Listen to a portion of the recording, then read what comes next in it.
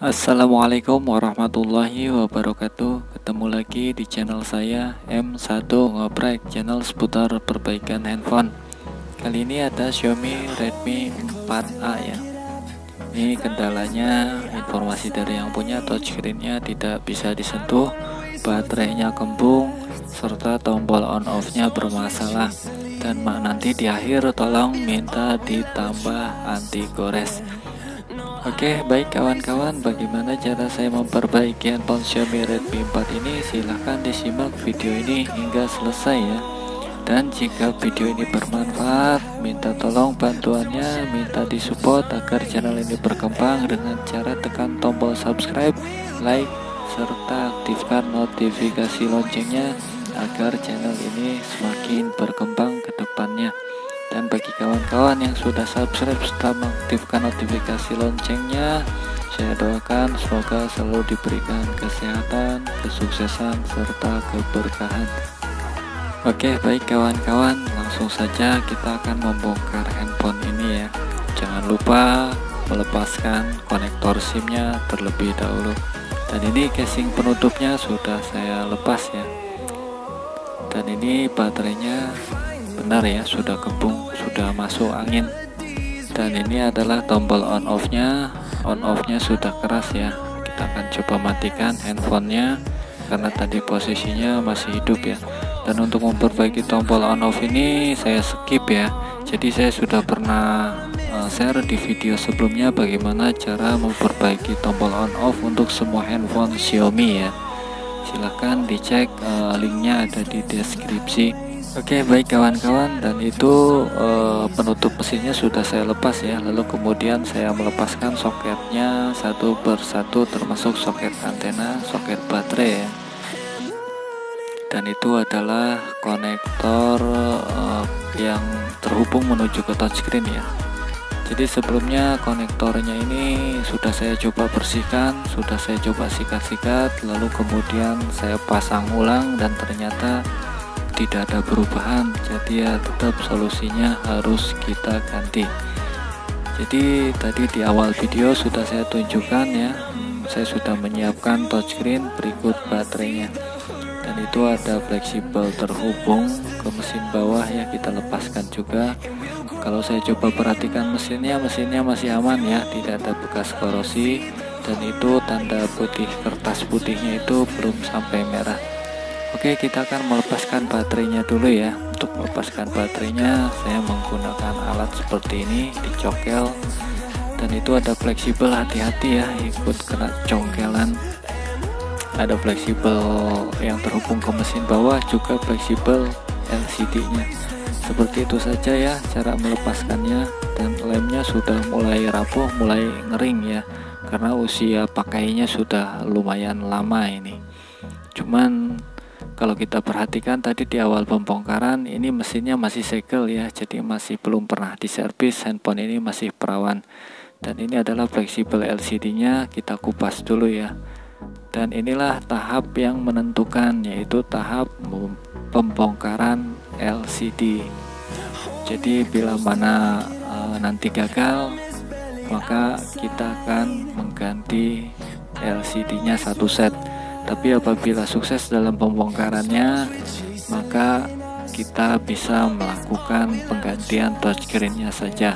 Dan ini saya sudah konfirmasi ke yang punya ya. Jadi kalau gagal, kita akan mengganti LCD-nya satu set. Jadi ada keuntungan ya apabila kita nanti berhasil melepaskan LCD-nya, yaitu kita bisa mempertahankan LCD originalnya. LCD originalnya masih kualitas original dengan tampilan yang berbeda dengan apabila kita membelinya satu set yang baru. Oke, untuk melepaskannya seperti ini saja. Saya menggunakan Mika bekas touchscreen Advance ya. Apabila jika dirasa kurang panas, lemnya masih keras, kita tambahi lagi menggunakan panas blower ya. Blowernya jangan terlalu panas, kita jaga, kita menggunakan filling ya. Jadi diusahakan tidak terlalu panas agar nanti tidak merusak LCD-nya. Di video sebelumnya saya sudah pernah share ya cara melepaskan LCD touchscreen. Ada yang menggunakan minyak kayu putih cairan thinner, ada juga yang langsung menggunakan blower. Suka-suka aja ya, bagaimana kita familiarnya menggunakan yang mana, silahkan. Bagi kawan-kawan yang mau mencoba, silahkan diikuti video ini ya. Intinya sih dalam melakukan pelepasan LCD ini kuncinya harus sabar. Satu aja, itu harus sabar. Dan itu coba saya ingatkan ya, agar kita tahu celahnya. Seperti itu ya, saya menggunakan tambahan mika yang lebih tipis untuk menusukkannya ke dalam LCD bagian bawahnya ya. Oke, pelan-pelan saja kawan-kawan, yang penting selahnya ketemu. Jika sudah ketemu, sudah tinggal melanjutkan ke berikutnya, tidak terlalu sulit lagi. Dan ini lemnya masih menempel ya di bagian atasnya ini. Dan ini seharusnya saya tambahi panasnya menggunakan blower agar lebih lunak ya. Namun di situ saya coba sabar, saya kupas perlahan-lahan ya, sambil saya cengatkan, saya intip bagaimana apakah itu sudah terangkat atau belum ya. Tetap saya mencari celahnya sedikit demi sedikit ya. Oke, seperti itu ya. Dan itu sudah mulai terbuka, alhamdulillah, perlahan-lahan. Dan itu mika yang tipisnya masuk ya. Jadi kita keluarkan dulu ya. Oke, kita kupas lagi di bagian pinggirnya.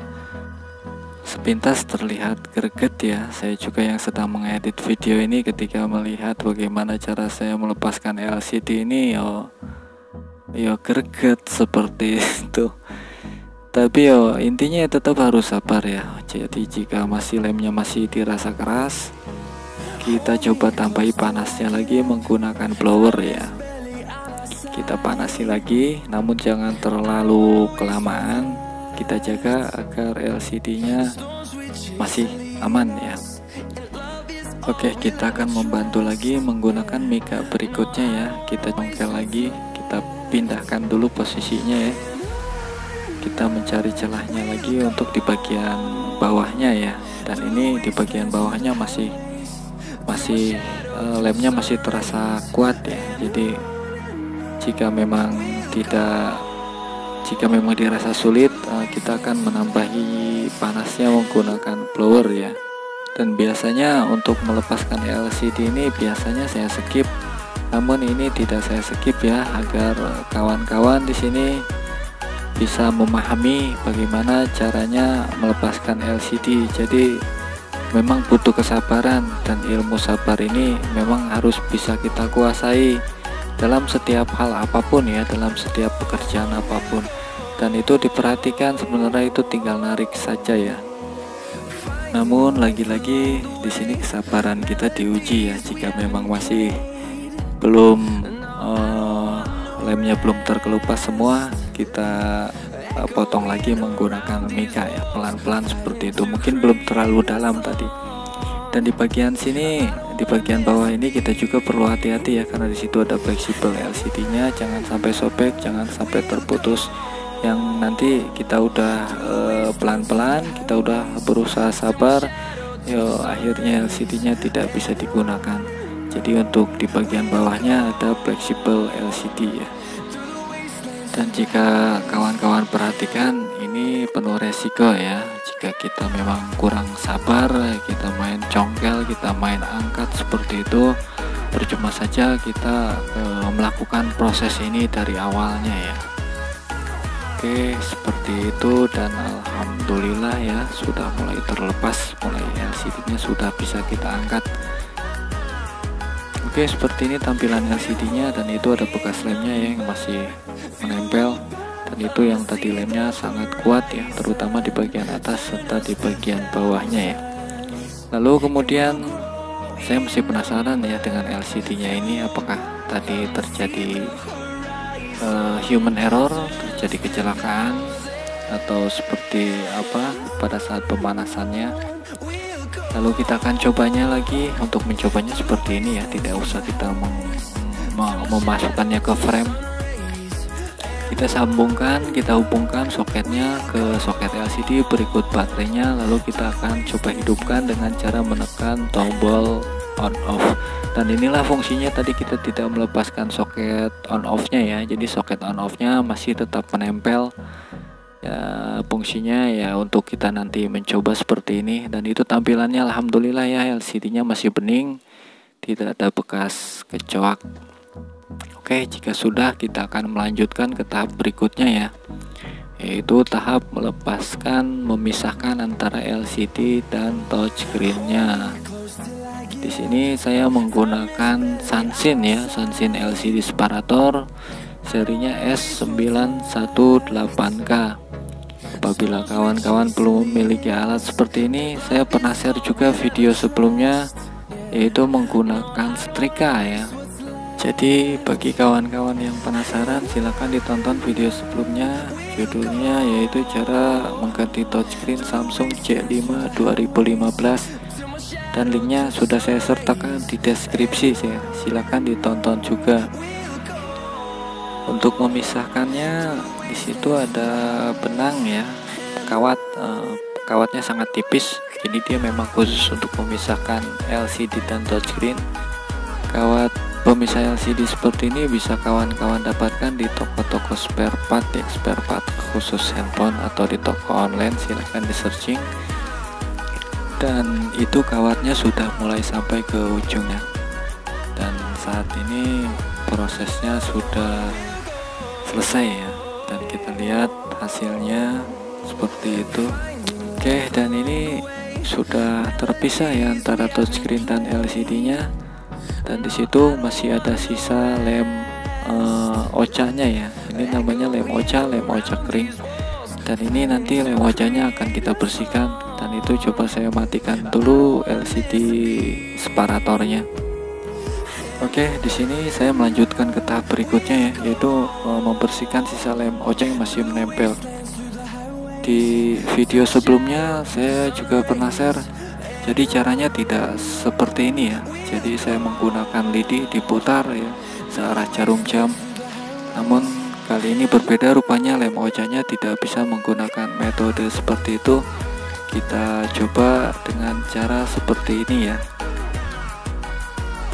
Jadi seperti itu, dikerik menggunakan alat plastik ya, plastik yang ujungnya agak runcing dan tipis, seperti itu kawan-kawan. Dan ini durasinya saya percepat ya, jadi memang untuk urutan prosesnya ini sangat membutuhkan kesabaran dan ketelatenan ya. Jadi kalau memang gak mau ribet seperti ini ya, silahkan beli LCD nya, tinggal plug and play, tinggal lem, pasang, selesai. Oke, dan ini belum selesai sampai di sini ya. Itu masih ada bekas lemnya yang masih menempel. Jadi saya menggunakan cairan minyak kayu putih ya, dengan menggunakan lap pembersih. Lalu kita menggunakan tisu. Jadi untuk membersihkan sisa lem oca ini sebenarnya ada cairan khusus. Jadi cairan untuk membersihkan lem oca, namun berhubung ini sudah habis cairannya, jadi saya menggunakan yang ada, yaitu minyak kayu putih. Dan seperti ini ya, dan itu sudah lumayan bening. Jadi kalau memang harus bening banget ya itu nggak bisa ya, tapi paling tidak mendekati, karena ini prosesnya manual, bukan pekerjaan mesin ya. Oke, dan ini adalah touchscreen-nya ya, sudah saya siapkan. Dan seperti biasa, touchscreen-nya jika masih baru, dia ada plastik di bagian permukaannya ya, kita buang di bagian sisinya ya. Sama saja seperti di video sebelumnya ya, pernah sering saya mengganti touchscreen dengan cara seperti ini. Tujuannya nanti ketika setelah dikupas, kita akan menempelkannya dengan double tip ya. Dan itu ada segelnya, saya kupas dulu segelnya ya. Dan ini sebelumnya LCD touchscreen-nya sudah saya tes ya, dan fungsinya normal. Untuk tesnya tidak saya sertakan videonya karena memang ini durasinya sudah panjang ya kawan-kawan. Jadi mohon maaf kawan-kawan, silahkan diambil intinya saja. Durasi videonya bisa dipercepat, caranya silahkan setting di pengaturan YouTube kawan-kawan. Untuk percepatan durasinya bisa dipercepat 4 kali, silahkan diambil intinya saja ya. Oke, dan di sini kita akan menempelkan double tip ya di bagian sisinya. Ini tujuannya untuk memberikan jarak ya. Selain memberikan jarak juga dia untuk menempelkan LCD dan touchscreen-nya. Cukup di kedua sisinya saja ya. Dan double tipnya ini khusus ya, double tip untuk touchscreen ya, bisa didapatkan teman-teman, bisa membelinya pula di toko spare part khusus buat LCD touchscreen. Dan di sini saya tidak menggunakan lem ocha ya, lem ocha kering ataupun lem ocha basah. Saya cukup menggunakan double tip saja. Tujuannya apa? Jadi nanti ketika ada trouble lagi, kita tidak perlu repot-repot lagi ya, kita tinggal bongkar, kita tinggal ganti touchscreen-nya seperti itu, hanya menggunakan double tip. Oke, dan itu double tipnya sudah saya kupas ya, dan ini plastiknya akan kita kupas juga yang ada di permukaannya. Untuk menempelkannya sama ketika saya menempelkan anti gores ya. Jadi ini hanya menggunakan filling, bisa teman-teman kira-kira ya, bisa di kira-kira saja, dan nanti kalaupun gagal bisa diangkat pasang lagi ya. Oke, seperti itu. Kanan kirinya dirasa cukup, dirasa sudah seimbang, dan seperti ini tampilannya ya. Dan kita akan mencoba mempresisikannya di frame, apakah sudah pas nantinya atau belum ya. Dan perlu diketahui teman-teman, jadi memang ada yang bisa dilakukan dengan cara metode seperti ini, ada juga yang tidak bisa dilakukan menggunakan metode seperti ini ya. Jadi hanya untuk beberapa LCD merek tertentu saja yang bisa diterapkan metode seperti ini. Jadi untuk handphone seri-seri sekarang mungkin itu tetap kita harus menggunakan lem ocha kering ataupun lem ocha basah. Itu nanti insya Allah kalau memang ada garapan seperti itu, saya share lagi videonya ya. Dan seperti itu tampilannya. Jadi perhatikan ya kawan-kawan, LCD-nya masih bening dan mempesona ya, karena ini LCD adalah LCD yang originalnya ya. Oke, dan di situ fungsi dari touchscreen-nya saya pikir sudah oke ya, sudah cukup. Saya perhatikan lagi di situ tampilannya bening ya. Dan inilah satu keuntungannya apabila kita bisa mempertahankan LCD-nya yang original ya. Oke, kita akan lanjut ke pengeleman ya. Untuk lemnya saya menggunakan lem yang bening ya, karena saya hanya punya lem bening. Jadi ini lemnya ini awet ya, gak habis-habis ya, memang garapannya juga jarang-jarang. Oke, lemnya tipis saja ya, tidak perlu luber-luber. Jadi intinya agar merekat saja. Seperti itu cara menempelkannya, sama ya, mudah saja untuk menempelkannya.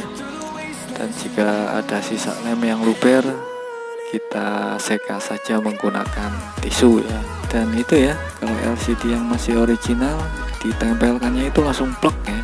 Jadi dia LCD-nya tidak terlalu tebal, beda dengan yang sudah kita beli ya, kadang terlalu tebal, kadang dipresisikannya agak susah ya.